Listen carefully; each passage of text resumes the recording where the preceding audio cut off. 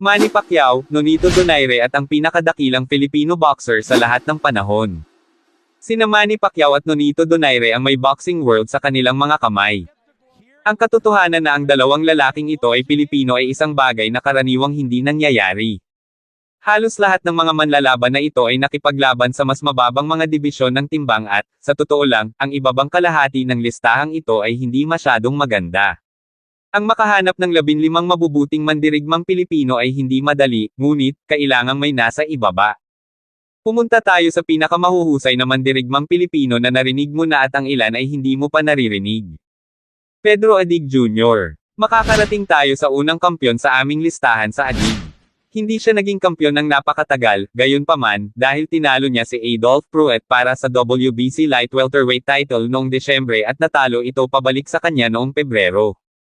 Kapansin-pansin ito dahil ito ang unang pagkakataon na nahati ang Light Welterweight title.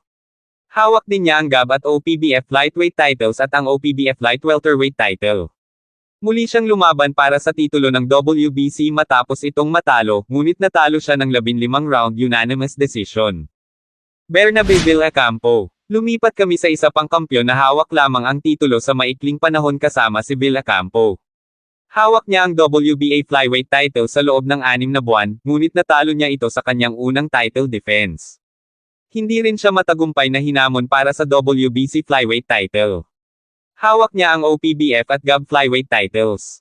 Rene Barrientos, ang unang manlalaban sa listahang ito na nagdadala ng medyo magandang record sa talahan na yan, si Barrientos ay ang WBC Super Featherweight Champion, ngunit hindi rin niya ito nahawakan ng higit sa isang depensa. Naghamon siya para sa pinag-isang WBC at WBA Super Featherweight titles, ngunit nakipagdraw siya sa kampyon sa loob ng 15 rounds. Nakipaglaban siya at natalo ng isa pang bid upang mabawi ang kanyang titulo sa WBC. Lumaban din siya para sa titulo ng OPBF, ngunit natalo siya sa kapwa list member na si Pedro Adig Jr. Hawak niya ang Philippine Super Featherweight title. Luisito Espinosa. Ang unang two-weight champion ay nag-orasan sa number 11 spot. Hindi lamang humawak ng mga titulo si Espinosa sa dalawang magkaibang klase ng timbang, ngunit lumaban siya sa napakahabang yugto ng panahon.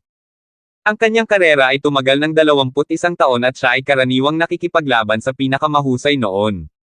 Nanalo siya ng WBA Bantamweight title noong 1989, at ipinagtanggol ito ng 2 beses bago ito nawala at pagkatapos ay umakyat sa timbang. Makalipas ang 4 na taon, noong 1995, nanalo siya ng WBC Featherweight title at ipinagtanggol ito ng 7 beses bago ito natalo. Iyon ang huling pagkakataon na hahawakan niya ang titulo kahit na hinamon niyang mabawi ito. 4 sa kanyang mga pagkatalo ay dumating noong 2000s nang hindi talaga siya dapat lumaban. Jerry Penalosa. Ito ay isang matigas para sa akin dahil personal kong mahal si Penalosa, ngunit hindi ko nais na ilagay siya ng masyadong mataas. Sa tingin ko, tama ang 10 spot at kung hindi ka sumasang-ayon, matigas na mani, dahil ito ang aking listahan. Napanalunan ni Penalosa ang WBC Super Flyweight title noong 1997 at ipinagtanggol ito ng 4 na beses bago ito natalo. Umakyat siya sa timbang at nakuha ang titulong WBO Bantamweight makalipas ang 10 taon noong 2007. Ang katotohanan na nagpunta siya ng 10 taon sa pagitan ng mga paghahari ng titulo ay dapat sabihin sa iyo kung anong uri siya ng manlalaban. Maaaring isipin ng mga tao na hindi siya sapat upang manalo ng isang titulo sa loob ng 10 taon, ngunit ang katotohanan ay nakipaglaban siya sa pinakamahusay doon at nagkulang ng ilang beses. Sa loob ng 10 taon sa pagitan ng paghahari ng titulo, 2 beses siyang humamon para sa WBC Super Flyweight title at sa WBO Super Bantamweight title. Isang beses niyang ipinagtanggol ang kanyang WBO Bantamweight title bago ito natalo sa isang tinatawag na Juan Manuel Lopez. Nonito Donaire. Pumunta kami ngayon sa isa sa pinakamainit na batang boksingero sa esport at isa na maaaring tumama sa kanyang sarili sa paa. Ngunit iyon ay isa pang bagay na magkakasama. Sumabog si Donaire sa eksena noong 2007 nang umiskor siya ng highlight reel knockout kay Vic Darchinyan at nakuha ang IBF at IBO Flyweight title sa proseso. 3 beses niyang ipinagtanggol ang parehong titulo laban sa mga kalaban bago umakyat sa timbang. Pagkatapos ay napanalunan niya ang WBA Super Flyweight title noong 2010 at ipinagtanggol ito ng 1 beses bago pinatumba si Fernando Montiel sa susunod na taon at pilit na kinuha ang WBC at WBO Bantamweight titles. Maaari mong isipin na mataas ang pagkakalagay na ito, ngunit isa na siyang 3-division champion sa edad na 26 at hindi nagsisinungaling ang aking mga mata.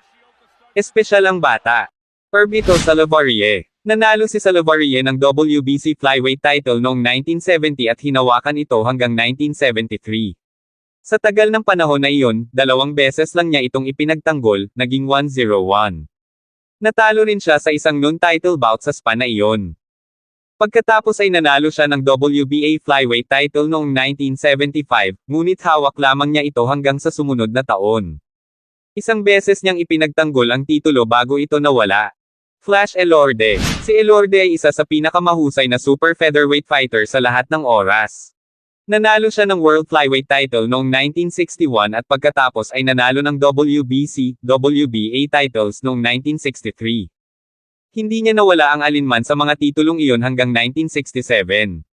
5 beses niya silang ipinagtanggol, 2 beses na tumaas ang timbang at hinamon ang dakilang Carlos Ortiz para sa lightweight na titulo. Hindi siya nanalo sa alinman sa mga laban na iyon. Nanalo rin siya at nadepensahan ang OPBF lightweight title habang siya ang super featherweight champion. Nagkaroon siya ng 2 panalo laban sa dakilang Harold Gomez at 1 panalo laban kay Ismael Laguna. Tinalo din niya si Sandy Sadler sa isang non-title bout habang si Sadler ang featherweight champion.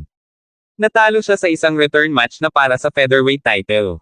Manny Pacquiao. Napakahirap talaga para sa akin na ilagay si Pacquiao dito dahil nauuna siya ng isang pwesto kaysa sa mahusay na Flash Elorde, ngunit sa tingin ko ay karapat-dapat siya.